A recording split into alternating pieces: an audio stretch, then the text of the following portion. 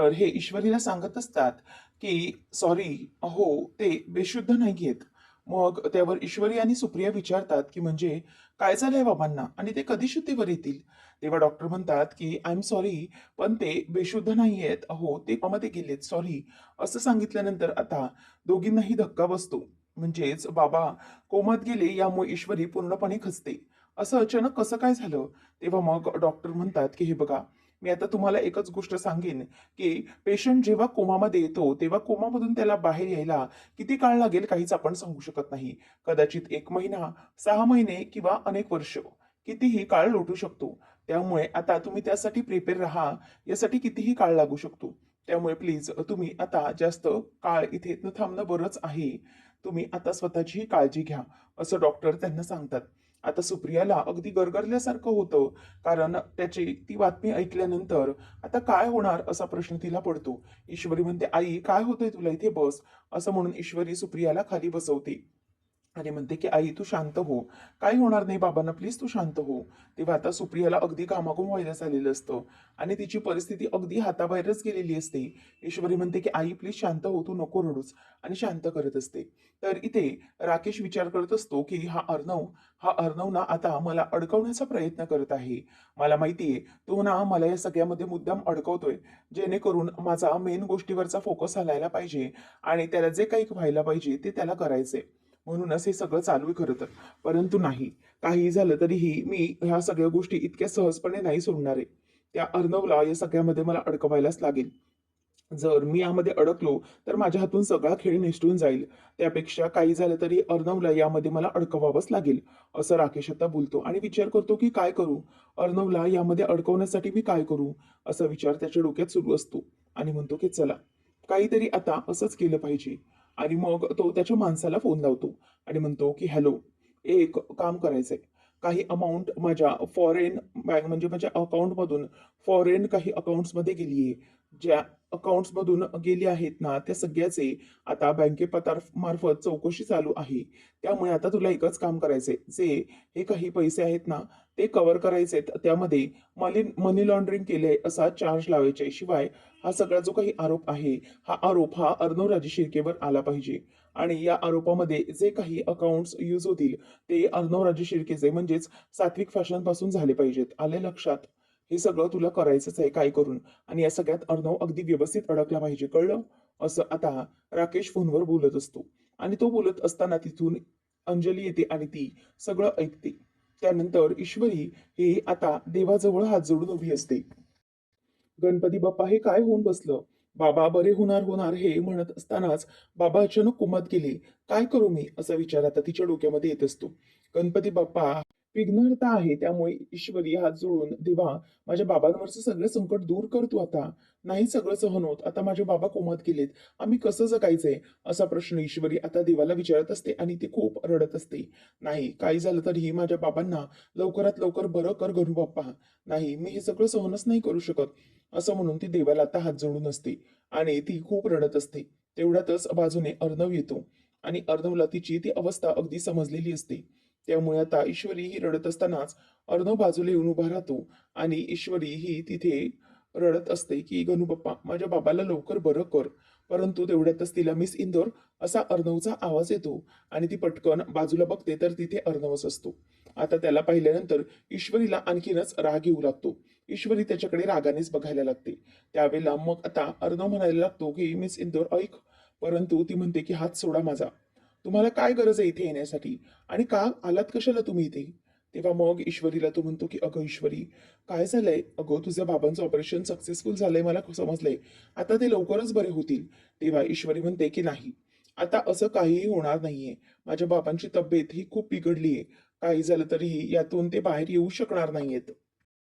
तुम्हाला फार आनंद होत असेल ना या सगळ्याचा? फार मजा येत असेल. तेव्हा मग अर्णव म्हणतो की मी सिंदूर, प्लीज असा कसलाही विचार करू नकोस. असं काही नाही वाटलेलं आहे मला. तेव्हा मग ती म्हणते की सर, राहू द्या. तुम्हाला काय वाटतंय काही नाही ना, हे तुमच्याकडेच ठेवा. आणि तुम्ही इथे कशाला आलात ते मला पहिले सांगा. अर्णव म्हणतो की ईश्वरी, अगं तुझ्या फॅमिलीला भेटण्यासाठी आलोय मी. आता सगळं टेन्शन कमी झालं असेल. ईश्वरी म्हणते की नाही, कधी टेन्शन कमी होणार नाहीये आणि तुम्हाला माहित नाहीये काय झालंय ते. माझे बाबा फक्त तुमच्यामुळे कोमामध्ये गेलेत. आता ते कधी कव्हर होतील, कधी बरे होतील काहीही सांगता येत नाहीये. आणि तुम्हाला माहितीये ही परिस्थिती आमच्यावर कोणामुळे ओढावली ती फक्त तुमच्यामुळे ओढावली आहे. किती काही झालं तरी या सगळ्याला तुम्ही जिम्मेदार आहात. अर्णव सर, आता ही लढाई तुम्ही सुरू केलीत ना, आता ही लढाई मी बंद करणार आहे. किती काही झालं तरीही मी आता तुमची दुश्मनच आहे आणि तुम्हीही माझे दुश्मन. त्यामुळे किती काही झालं तरी मी तुम्हाला आता सोडणार नाहीये. तुम्ही गुन्हेगार आहात, असं ईश्वरी त्याला दोष देत असते. अंजली अगदी संशयाने राकेशकडे बघते आणि त्याला विचारते की काय हो, तुम्ही कोणाशी फोनवर बोलत होतात? तेव्हा तो म्हणतो की अगं, ते ना माझ्या माणसाशी बोलत होतो एका फोनवर. म्हणजे कसं आहे ना, आपलं हे जे काही मनी ट्रान्सफरिंगचं आहे ना, ते सगळं अकाउंट कसं काय हँडल करायचंय. त्यामुळे एका दुसऱ्या वकील मित्राशी बोलत होतो. बाकी काही नाही. आणि या सगळ्या गोष्टीतून आपल्याला बाहेर पडलं पाहिजे ना, म्हणूनच हे चालू होतं, बाकी काही नाही. असं तो आता सहज बोलून जातो. तेव्हा बावळट अंजली पण त्याच्या बोलण्यावर लगेच विश्वास ठेवते आणि म्हणते की "ओ अच्छा, असं होतं का? अच्छा, तुम्ही त्याबद्दल बोलत होतात का? म्हणजे काय ना, मी तुमच्या इथे बाजूला येऊन उभी राहिले आणि मला समजलं नाही." मग ती म्हणते की "बरं चला, नाश्त्यासाठी मी वाट बघत होते, चला नाश्त्याला." तेवढ्यातच तिला आता गरगरल्यासारखं होतं आणि तो तिच्याकडे गालातच हसत बघतो. अंजली म्हणते की "काय झालं? मला ना हल्लीकडे असंच काहीतरी होतंय." तेव्हा तो म्हणतो की "बस, बस, इथे तू बस. तुला काय होतंय?" मग ती म्हणते की "नाही हो, म्हणजे मला आत्तापर्यंत बरं वाटत होतं. परंतु कालपासून ना मला जरा काय व्हायला लागलंय काहीच कळत नाहीये. जरासं गरगरल्यासारखं होतं. मला वाटतं तुम्ही माझ्या त्या दुधात काहीतरी टॉनिक मिक्स करून देता ना?" तेव्हा तो म्हणतो की "हो, काय झालं त्याचं?" तेव्हा अंजली म्हणते की "हो, मला वाटतंय ना त्याच्यामुळेच काहीतरी होतंय. म्हणजे जे टॉनिक आहे ना, ते पॉवरफुल आहे आणि त्याची चव ना दूध पिताना ना मला अशी वेगळीच लागते काहीतरी. काहीच कळत नाहीये ते म्हणजे टॉनिक कसलंय नक्की." तेव्हा मग आता त्यावर तो म्हणतो की "नका काळजी करूस. सगळं काही व्यवस्थित होईल. अगं, ते टॉनिक ना, ते औषधाचं काम करतंय आणि या सध्याच्या परिस्थितीमध्ये तुझी तब्येत नाजूक आहे ना, तू प्रेग्नंट आहेस त्यामुळे तुला असं काहीतरी जाणवत असेल." तेव्हा ती म्हणते की "हो, हल्लीकडे घरामध्ये बघितलं ना काय सुरू आहे ते. त्यामुळे माझं कशात लक्षच लागत नाहीये." तेव्हा मग तो म्हणतो की "हो, मी समजू शकतो कारण तुझी जी अवस्था आहे ना, घरात जे काही प्रॉब्लेम चालू आहेत त्यामुळे तुझी अवस्था अगदी बिघडल्यासारखी झाली आहे. त्यामुळे काळजी करू नकोस. सगळं काही व्यवस्थित होईल." तेव्हा मग आता अंजली म्हणत असते की "हो, म्हणजे माझंही आता डोकं जड झाल्यासारखंच झाले. काय वाटतंय ना मला खरंच काही कळत नाही." तेव्हा मग राकेश म्हणतो की "नको काळजी करूस. वाटेल तुला बरं. खरं तर तुला या सगळ्या टेन्शनमुळे तसं वाटत असेल." आणि ती आता डोक्याला हात लावून डोकं दुखल्यासारखं करत असते. ते पाहून त्याला खूपच बरं वाटत असतं. आणि मनातच तो विचार करतो की चला, माझी जी औषधं आहेत त्यांनी असर दाखवायला सुरुवात केलेली आहे. आणि मग तिला दुखत असतं. ती म्हणते की "मला त्रास होतोय." मग तिला राकेश म्हणतो की "बरं, तू एक काम कर, तू थोडा वेळ वाटलंस तर आराम कर." आता इथे ईश्वरी ही अर्णवला दोष देत असते. तो म्हणतो की "ईश्वरी, हे बघ, मी काहीच केलेलं नाहीये. तू प्लीज मला असा दोष देऊ नकोस." तेव्हा मग ती म्हणते की "काहीच केलं नाहीये? तुम्ही काही केलं नाही, मग कोणी केलंय? माझ्या बाबांचा अपघात कोणी घडवून आणलाय? सांगा ना मला." तेव्हा मग अर्णव म्हणतो की "ईश्वरी, मी तुला सांगतोय, प्लीज तू माझ्यावर विश्वास ठेव. मी तुझ्यासाठी मैत्री खातर इथे आलोय. मला माहिती आहे की तुझी परिस्थिती किती खराब आहे आणि त्यासाठी तुझ्या मैत्रीसाठी मी इथे आलोय मिस इंदोर. बाकी माझ्या मनामध्ये असं काही नाहीये." ईश्वरी म्हणते की "नाही, अर्णव सर, तुम्ही जे काही सगळं करताय ना, मैत्री खातर करत नाहीये. तुम्ही ना माझ्याशी दुश्मनी निभावताय. एवढं लक्षात घ्या. किती काही झालं ना तरीही मी तुम्हाला माफ करणार नाही. हे सगळं तुम्ही जे काही केलंय ना, त्याच्यामुळे माझ्या बाबांवर काय अवस्था आलीये बघा. ते कधी शुद्धीवर येतील डॉक्टर काही सांगू शकत नाहीयेत." तेव्हा मग तो म्हणतो की "मिस इंदोर, हे बघ, मी आता तुला इतकं सांगू शकेन की खरंच मी काहीच केलेलं नाहीये मिस इंदोर. प्लीज, प्लीज माझ्यावर विश्वास ठेव मिस इंदोर." असं तो तिला बोलतो. तेव्हा ईश्वरी म्हणते "नाही, मी तुमच्यावर आता विश्वास अजिबात ठेवू शकणार नाहीये. काही झालं तरीही आता या सगळ्यातून तुम्हाला अडकवणारच मी. तुम्हाला हे सगळं जे काही केलंय बाबांना तुम्ही, त्याबद्दल मी तुम्हाला नक्कीच अडकवणार, लक्षात ठेवा. आणि खरं तर तुम्ही इथे आलाय ते आमची मजा बघण्यासाठी आलाय ना? म्हणजे आमची काय अवस्था आहे, आम्ही कसे रडतोय पाहण्यासाठी?" तेव्हा मग त्यावर अर्णव म्हणतो की "नाही, मी सिंदूर, असं अजिबात नाहीये. मी तुम्ही रडताय वगैरे ते बघण्यासाठी अजिबात आलेलो नाहीये. मला खूप वाईट वाटलं या गोष्टीचं, की हे सगळं कसं चाललंय ते. आणि या सगळ्या गोष्टींचा खूप वाईट परिणाम होतोय." ईश्वरी म्हणते की "नाही, हे बघा अर्णव सर, किती काही झालं ना, तुम्ही मला किती दाखवण्याचा प्रयत्न केलात की तुम्हाला माझी काळजी आहे, तरी तसं होणार नाहीये." तेव्हा मग तो म्हणतो की "मिस इंदोर, तुझी मैत्री खरंच मला व्हॅल्युएबल आहे आणि त्यासाठीच मी इथे आलोय ना, नाहीतर मी कशाला आलो असतो इथे. तुलाही माहित आहे." ईश्वरी म्हणते की "तुम्हाला माहित असेल तुम्ही कशासाठी आलात, परंतु तुम्ही इथे आलात त्याच्याशी मला काही घेणं-देणं नाहीये. मला लक्षात ठेवा, जर माझ्या बाबांना काही झालं ना, तर मी तुम्हाला पूर्णपणे अडकवेन. तुम्हाला अजिबात सोडणार नाहीये मी. अशी धमकी आता ती अर्णवला देते. अर्णव तिथेच गुपचूप राहिलेला असतो. काय बोलावं, काय करावं हे त्याला काहीही सुचत नसतं. आणि ईश्वरी तिथून रागाने निघून गेलेली असते. अर्णव पण तिथेच उभा असतो. आता काय करावं हे त्याला कळत नाही. ईश्वरी ही निघून गेल्यावर आता तिचा हा झालेला मोठा गैरसमज कसा दूर करायचा याचं अर्णवला टेन्शन आलेलं असतं. म्हणूनच आता तो पटकन तिथेच असलेल्या गणपती बाप्पाच्या मूर्तीकडे पाहतो. आणि त्या मूर्तीकडे पाहिल्यानंतर अर्णव हा बघतच राहतो, कारण किती काही झालं तरीही गणपती बाप्पा आपले सगळे दुःख हरणार आहे आणि तोच या सगळ्यातून मला बाहेर काढेल असा अर्णवला एक प्रकारे विश्वास असतो. आणि म्हणूनच तो गणपती बाप्पाच्या मूर्तीकडे आता बघत राहिलेला असतो. आणि काय चाललंय हे सगळं, लवकरात लवकर हे सगळं बंद कर असं तो बोलत असतो. त्यानंतर आपल्याला पाहायला मिळतं, वल्लरी ही खूपच वैतागलेली असते.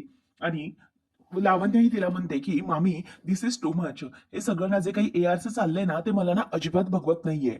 म्हणजे काय सोनं लागलंय त्या मिडल क्लास ईश्वरीला काय माहिती, की अर्णव सारखा सारखा ते ईश्वरी देसाईकडे जातो आणि तिची हेल्प करायला बघतो. मला असं वाटत होतं की तो ह्या सगळ्या गोष्टी थांबवेल, असं काही करू देणार नाही. परंतु नाही, त्याला कितीही समजावलं, आपली आता एंगेजमेंट झाली, आपलं आता लग्न होणार आहे, इतक्या सगळ्या गोष्टी सांगितलं तरीही तो त्या फालतू मुलीकडे जातोच जातो. तेव्हा वल्लरी म्हणते की बघ ना, इतकं सगळं घडलं तरीही अगं त्या मुलीने स्वतःच्या बाबांच्या अपघाताचा सगळा आळ या अर्णववर घातला होता आणि हा अर्णव हा जेलमध्ये पण जाऊन आलाय, तरीही त्याला तसंच वाटतंय. तेव्हा वल्लरीला लावण्य म्हणते की हो ना मामी, मला असं वाटलं होतं की त्या ईश्वरीमुळे अर्णव हा जेलमध्ये गेलाय, तर काहीतरी नक्कीच होईल आणि हा नक्कीच काहीतरी करेल. म्हणजे तिला विसरून जाईल किंवा तिचा रागराग करेल. परंतु नाही, हा अर्णव अजूनही तिला भेटायलाच जातो. काय करतो काहीच कळत नाहीये. या सगळ्या गोष्टींना अशा प्रकारे आपण सोडून चालणार नाही. मग आता त्यावर वल्लरीला लावण्य म्हणते की हे बघा मामी, काही झालं ना तरी दिस इज टू मच नाव. आता मी हे सगळं ना टॉलरेट करू शकणार नाहीये. आता या सगळ्या गोष्टी संपवायलाच हव्यात. आता शेवटचा घाव घालायला हवा. ती ईश्वरी ना, त्या ईश्वरीला आता कायमचं विसर्जन करायचं आपण. असं काहीतरी करायचं, तिची अशी बदनामी करायची ना, आता एकच मार्ग तो म्हणजे ह्युमिलिएशन, अपमान. तिचा इतका अपमान करायचा सगळ्यामध्ये, मीडियामध्ये, की या सगळ्याचा त्रास हा तिला झाला पाहिजे आणि ती कायमची निघून गेली पाहिजे. असा त्रास तिला आपण द्यायचा, की किती काही झालं तरीही ती पुन्हा इथे मुंबईमध्ये येण्याची हिंमतच करणार नाही. इतका त्रास तिला झाला पाहिजे आणि त्याचा अपमानाचा बदला हा मी आता घेणारच आहे. त्यावर आता लगेचच वल्लरी म्हणते की हे बघ, काळजी करू नकोस, हे बघ सगळं काही व्यवस्थित होईल. तेव्हा मग ती म्हणते की हो मामी, आणि हे सगळं करूनच आपल्याला आता शांत बसायचंय. त्या ईश्वरीची वाट लावल्याशिवाय मी आता काही शांत बसणार नाही, असं ती तिला बोलत असते. व्हॉट्स आहे मामी? तेव्हा मग आता काय करूया असं विचारल्यावरती वल्लरी म्हणते दॅट इज दॅट. आता फायनली त्या काहीतरी ईश्वरीच्या बाबतीत करण्यासाठी तयार झालेल्या असतात आणि दोघींना काहीतरी करायचं असतं. तेव्हा मग वल्लरी म्हणते की जाऊ दे, आता जे काही घडतंय ना ते घडू दे, परंतु आपण आपण या सगळ्या गोष्टी अशा प्रकारे विसरायच्या नाहीत. त्यानंतर आपल्याला पाहायला मिळतं की इकडे वल्लरी ही मस्तपैकी प्लॅनिंग करून मोकळी असते आणि सुप्रिया ही बाहेर येते. सुप्रिया आणि आत्या बाहेर आल्याबरोबर दोन्ही मुली येतात आणि म्हणतात की आई, अगं काय झालं, डॉक्टर काय म्हणाले? तेव्हा मग सुप्रिया म्हणते की हो, डॉक्टरांशी बोलणं झालंय माझं आणि ते जे काही म्हणालेत ना त्यातही मला तथ्य वाटतंय. तेव्हा आत्याही म्हणते की हो बरोबर आहे, बोल तू काय झालं ते बोल. तेव्हा मग सुप्रिया सांगते की हे बघ इशू, नमो, एक गोष्ट तुम्हाला मी आता सांगते, ते म्हणजे बाबांच्या तब्येतीचं डॉक्टरांनी मगाशी सांगितलं तसं काहीही सांगता येत नाहीये. त्यांना शुद्धीवर यायला किती काळ जाईल हे देखील आपल्याला सांगता येत नाही. त्यामुळे आपल्याला आता एकच गोष्ट करावी लागेल, ती म्हणजे सगळ्यांनी इथे थांबण्याची गरज नाहीये. काय करेन मी, पूर्ण वेळ इथे बाबांजवळ थांबेन. आईला आता ईश्वरी म्हणते की आई, अगं तू काय बोलतेस, मी बाबांना अशा अवस्थेत सोडून कुठेही जाणार नाहीये, आलंय तुझ्या लक्षात? तेव्हा मग ती खूप रडते आणि म्हणते की नाही, बाबांना असं आपण एकटं सोडूच शकत नाही. त्यावेळेला मग आता लगेच ईश्वरीला सुप्रिया म्हणते की अगं तुम्ही प्लीज जरा डोक्याने विचार करा ना, असं काय करताय तुम्ही दोघं? आपण सगळेजण इथे राहणं हे कितपत योग्य वाटतंय तुला? तेव्हा इशू म्हणते की राहीन, बाबांना जोपर्यंत बरं वाटत नाही ना तोपर्यंत मी इथेच थांबेन. तेव्हा सुप्रिया म्हणते की अगं मी तुला तसं म्हणत नाहीये बाळा, अगं किती काळ आपण असेच थांबणार आहोत? आणि जर बाबा शुद्धीवर आले आणि आपण असे सगळं काही सोडून बसलो, त्यांच्या जवळ बसलोय, तर त्यांना ती कसं वाटेल मला सांग? आणि आपल्याला कामाला सुरुवात करायला हवी. आणि मी इथे थांबते हवं तर. आणि सुप्रिया म्हणते की मी थांबेन, जयू आत्या आहे माझ्यासोबत. तेव्हा जयू म्हणते की हो, अगं तुम्ही दोघी कामाला लागा. मी आहे ना तिच्यासोबत, येऊन जाऊन मी असेन सुप्रियासोबत, तुम्ही काळजी करू नका, सगळं काही व्यवस्थित होईल. तेव्हा मग आता सुप्रिया म्हणते की हो, आता बाबा दवाखान्यात आहेत म्हटल्यावर त्या दवाखान्याचा खर्च असणार आहे, त्यांच्या औषध पाण्याचा खर्च होणार आहे. मग आपल्याला ते सगळं बघायला नको का? सगळ्या बाजूने विचार करायला हवा की नको? त्यामुळे मी काय सांगते की मी इथे थांबते, तुम्ही दोघी जणही कामाचं बघा, नका काळजी करू. आणि जयू आत्या आहे माझ्यासोबत, त्याच्यामुळे घाबरण्याची काहीच गरज नाहीये. इथे डॉक्टरांचं जर काही आहे तर त्याच्याकडे मी पूर्ण लक्ष देईन, तुम्ही नका काळजी करू, असं ती त्यांना आता बोलून दाखवते. आणि सुप्रिया आता म्हणते की आपल्याला आता प्रॅक्टिकल विचार करायला हवा आहे. असं सारखं सारखं इमोशनली विचार करून रडून किती दिवस आपण घालवणार आहोत, आणि रडून काही हातात आपल्या येणार नाहीये. आणि जर बाबांना समजलं की आपण ही परिस्थिती अशीच रडून घालवली तर ते त्यांनाही आवडणार आहे का, मला सांगा. त्यामुळे बाबांना तर काही झालं तरीही या सगळ्यातून आपल्याला बाहेर काढायचंय, आणि त्यांना बाहेर काढण्यासाठी आपल्याकडे पैसे असणं पण खूप गरजेचं आहे. त्यामुळे काही झालं तरीही लवकरात लवकर आपल्याला या परिस्थितीतून बाहेर पडलं पाहिजे, बाबांनाही बाहेर काढलं पाहिजे, हो की नाही? प्लीज तुम्ही दोघीही विचार करा या बाबतीत, मी जे काही सांगते त्या बाबतीत विचार करा, असं आता त्या दोघींनाही ती सांगते. आणि हे ऐकल्यानंतर ईश्वरीला आता खूप वाईट वाटतं की आपल्या बाबांना अशा प्रकारे त्रासात सोडून आपल्याला जावं लागणार आहे. ईश्वरी आता खूप रडते, कारण इतक्या त्रासात बाबा आहेत आणि आपल्याला काहीच करता येत नाही याचा त्रास तिला आता होत असतो. आणि ईश्वरी रडत तिथून निघून जाते. नमू तिच्या मागे मागे जाणार तर सुप्रिया सांगते की थांब, नमू थांब, अगं तिला तिचं तिचं शांत होऊन जाऊन दे, आणि तिला त्याचा खूप त्रास होतोय. तर राकेश हा त्याच्या अड्ड्यावर त्या माणसाला भेटायला येतो, आणि त्याच्याकडे ती फाईल टाकतो आणि म्हणतो की हे बघ, ही फाईल आहे आणि याच्यामध्ये सगळे डिटेल्स आहेत. यामध्ये सगळे सगळे जे काही ट्रान्झॅक्शन्स आहेत ना त्याचे पण डिटेल्स आहेत, आणि हे सगळं जे काही आहे ते अर्णव राजे शिर्केच्या नावावर खपवायचं आहे. तेव्हा मग तो माणूस म्हणतो की शेठ, कशाला काळजी करताय, हे सगळं करण्यामध्ये तर आपली जिंदगी गेलेली आहे, तुम्ही नका काळजी करू, हे काम लवकरच होऊन जाईल. तेव्हा मग लगेच राकेश म्हणतो की हो, लवकर झालं पाहिजे, आणि हे सगळं नाव त्या अर्णव राजे शिर्केच्या किंवा सात्विक फॅशनच्या नावावर गेलं पाहिजे. आणि असं वाटलं पाहिजे की मी अर्णव राजे शिर्केसाठी प्यादा म्हणून काम करतोय. आलंय का तुझ्या लक्षात? तेव्हा तो म्हणतो की हो, अगोदर वाटलंच मला, आलं लक्षात माझ्या, परंतु काय ना शेट, आधी दाम टाका, त्यानंतरच मग तुमचं काम होईल. तेव्हा मग राकेश म्हणतो की अरे असं काय करतोयस ते, तुला कळतंय ना, अशी कामं मी तुझ्याकडून करून घेतच असतो, तुला माहितीये. मग अशी कशाला काळजी करतोय, तुझे पैसे तुला मिळणार, मी कुठे काही पळून चाललोय का? अरे तुझे पैसे मिळतील तुला. तेव्हा मग तो म्हणतो की नाही शेठ, किती काय झालं तरी अशा प्रकारची कामं आहेत ना, ती करण्यासाठी हा पैसा ओतावाच लागतो.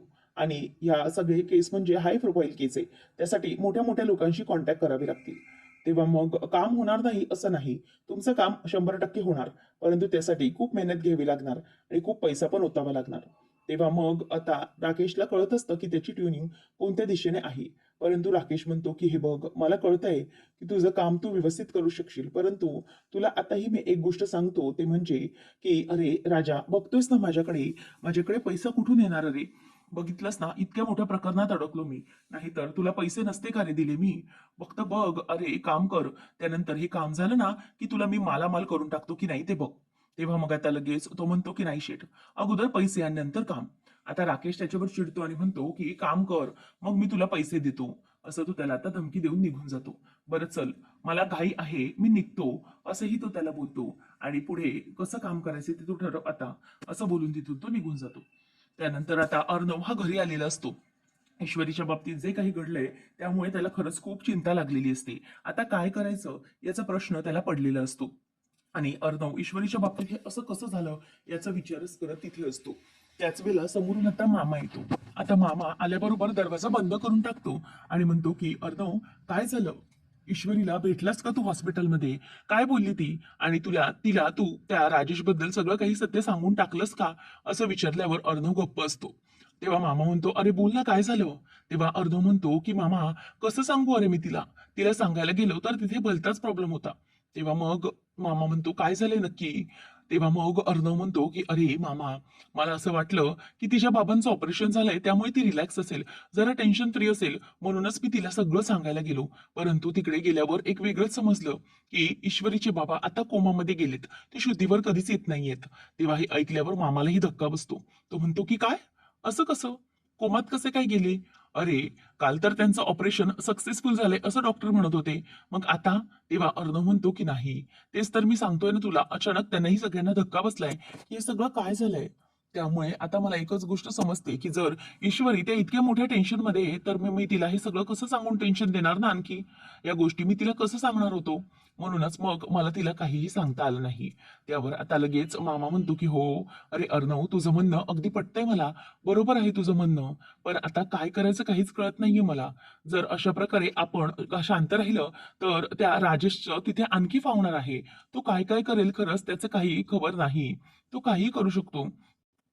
अर्णव म्हणतो की मामा, मलाही समजत नाहीये मी काय करू. मी सिंदूरला मला सगळं सांगायचं होतं.